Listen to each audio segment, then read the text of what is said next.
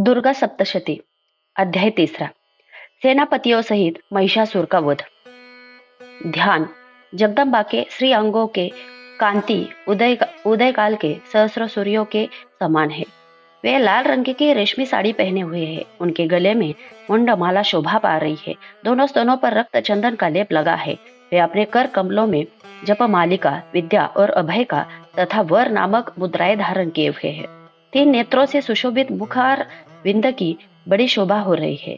उनके मस्तक पर चंद्रमा के साथ ही रत्नमय मुकुट बंधा है तथा वे कमल के आसन पर विराजमान है। ऐसी देवी को मैं भक्ति पूर्वक प्रणाम करता हूँ। ऋषि कहते हैं, दैत्य की सेना को इस प्रकार तहस नहस होते देख महादैत्य सेनापति चिक्षुर क्रोध में भरकर अंबिका देवी से युद्ध करने के लिए आगे बढ़ा। वह असुर रणभूमि में देवी के ऊपर इस प्रकार की बाणों की वर्षा करने लगा जैसे बादल मेरुगिरी के शिखर पर पानी की धार बरसा रहा हो। तब देवी ने अपने बाणों से उसके बाण समूह को अनायास ही काटकर उसके घोड़ों और सारथियों को भी मार डाला। साथ ही उसके धनुष तथा अत्यंत ऊंची ध्वजा को भी तत्काल काट गिराया। धनुष कट जाने पर उसके अंगों को अपने बाणों से बींद डाला। धनुष, रथ, घोड़े और सारथी के नष्ट हो जाने पर वह असुर ढाल और तलवार लेकर देवी की ओर दौड़ा। उसने तीखी धार वाली तलवार से सिंह के मस्तक पर चोट करके देवी की बाई भुजा में बड़े वेग से प्रहार किया। राजन, देवी की बाह पर पहुंचते ही वह तलवार टूट गई। फिर तो क्रोध से लाल आंखें उस राक्षस ने शूल हाथ में लिया और उसे उस महादैत्य ने भगवती भद्रकाली के ऊपर चलाया। वह शूल आकाश से गिरते हुए सूर्यमंडल की भांति अपने तेज से प्रज्वलित हो उठा। उस शूल को अपनी ओर आते देख देवी ने भी शूल का प्रहार किया। उससे राक्षस के शूल के सैकड़ों टुकड़े हो गए। साथ ही महादैत्य चिक्षुर की धज्जियां उड़ गई। वह प्राणों से हाथ धो बैठा। महिषासुर के सेनापति उस महापराक्रमी चिक्षुर के मारे जाने पर देवताओं को पीड़ा देने वाला चामर हाथी पर चढ़कर आया। उसने भी देवी के ऊपर शक्ति का प्रहार किया, किंतु जगदम्बा ने उसे अपने हुंकार से ही आहत एवं निष्प्रभ करके तत्काल पृथ्वी पर गिरा दिया। शक्ति टूटकर गिरी हुई देखकर चामर को बड़ा क्रोध हुआ। उसने शूल चलाया, किंतु देवी ने उसे भी अपने बाणों द्वारा काट डाला। इतने में ही देवी का सिंह उछलकर हाथी के मस्तक पर चढ़ बैठा और उस दैत्य के साथ खूब जोर लगाकर बाहु युद्ध करने लगा। वे दोनों लड़ते लड़ते हाथी से पृथ्वी पर आ गए और अत्यंत क्रोध में भरकर एक दूसरे पर बड़े भयंकर प्रहार करते हुए लड़ने लगे।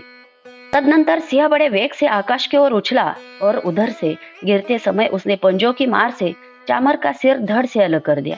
इसी प्रकार उदग्र भी शीला और वृक्ष की आदि की मार खाकर रणभूमि में देवी के हाथ से मारा गया तथा कराल भी दांतों को, मुक्कों और थप्पड़ों की चोट से धराशायी हो गया। क्रोध में भरी हुई देवी ने गदा की चोट से उद्भट का कचुमर निकाल दिया। बिंदीपाल से बाष्कल को तथा बाणों से ताम्र और अंधक को मौत के घाट उतार दिया। नेत्रों वाली परमेश्वरी ने त्रिशूल से उग्रास्य, उग्रवीर्य तथा महाहनु नामक दैत्यों को मार डाला। तलवार की चोट से विडाल के मस्तक को धड़ से काट गिराया। दुर्धर और दुर्मुख इन दोनों को भी अपने बाणों से यमलोक भेज दिया। इस प्रकार अपनी सेना का संहार करते देख महिषासुर ने भैंसे का रूप धारण करके देवी के गणों को त्रास देना आरंभ किया।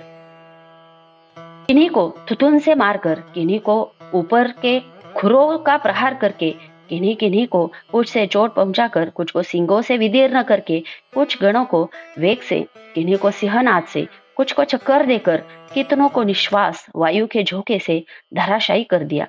इस प्रकार गणों की सेना को गिराकर वह असुर महादेवी की सिंह को मारने के लिए झपटा। इससे जगदम्बा को बड़ा क्रोध हुआ।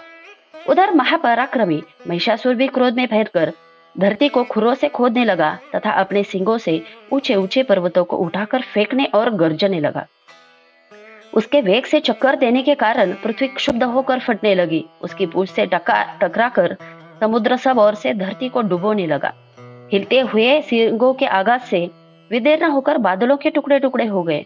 उसके श्वास की प्रचंड वायु के वेग से उड़े हुए सैकड़ों पर्वत आकाश से गिरने लगे। इस प्रकार क्रोध में भरे हुए उस महादैत्य को अपनी ओर आते देखकर चंडिका ने उसका वध करने के लिए महान क्रोध किया। उन्होंने पाश फेंककर उस महान असुर को बांध लिया। उस महासंग्राम में बन जाने पर उसने भैंसे का रूप त्याग दिया और तत्काल सिंह के रूप में वह प्रकट हो गया। उस अवस्था में जगदम्बा जो ही उसका मस्तक काटने के लिए उद्यत हुई, तो ही वह खड़गधारी पुरुष के रूप में दिखाई देने लगा। तब देवी ने तुरंत ही बाणों की वर्षा करके ढाल और तलवार के साथ उस पुरुष को भी बींध डाला। इतने में वह महान गजराज के रूप में परिणत हो गया तथा अपनी सूंड से देवी के विशाल सिंह को खींचने और गर्जने लगा। खींचते समय देवी ने तलवार से उसकी सूंड काट डाली। तब उस महादैत्य ने पुनः वैसे का शरीर धारण कर लिया और पहले की भांति चराचर प्राणियों सहित तीनों लोगों को व्याकुल करने लगा। तब क्रोध में भरी हुई जगन माता चंडिका बारंबार उत्तम मधु का पान करने और लाल आंखें करके हंसने लगी। उधर वह बल और पराक्रम के मद से उन्मत्त हुआ राक्षस गर्जने लगा और अपने सिंगों से चंडिके के ऊपर पर्वतों को फेंकने लगा। उस समय देवी अपने बाणों के समूह से उसके फेंके हुए पर्वतों को चूर्ण करती हुई बोली। बोलते समय उनका मुख मधु के मद से लाल हो रहा था और वाणी लड़खड़ा रही थी। देवी ने कहा, ओ मूढ़, मैं जब तक मधु पीती हूँ तब तक तू क्षण भर के लिए खूब गर्ज ले। मेरे हाथ से यही तेरी मृत्यु हो जाने पर अब शीघ्र ही देवता भी गर्जना करेंगे। ऋषि कहते हैं, यो कहकर देवी उछली और उस महादैत्य के ऊपर चढ़ी। फिर अपने पैर से उसे दबाकर उन्होंने शूल से उसके कंठ में आघात किया। उनके पैर से दबा होने के पर भी महिषासुर अपने मुख से अभी आधे शरीर से बाहर निकलने पाया था कि देवी ने अपने प्रभाव से उसे रोक दिया। आधा निकला होने पर भी वह महादैत्य से देवी से युद्ध करने लगा। तब देवी ने बहुत बड़ी तलवार से उसका मस्तक काट गिराया। फिर तो हाहाकार करती हुई दैत्यों की सारी सेना भाग गई और संपूर्ण देवता अत्यंत प्रसन्न हो गए। देवताओं ने दिव्य महर्षियों के साथ दुर्गा देवी का स्तवन किया। गंधर्वराज गाने लगे तथा अप्सराएं नृत्य करने लगी। इस प्रकार तीसरा अध्याय समाप्त हुआ।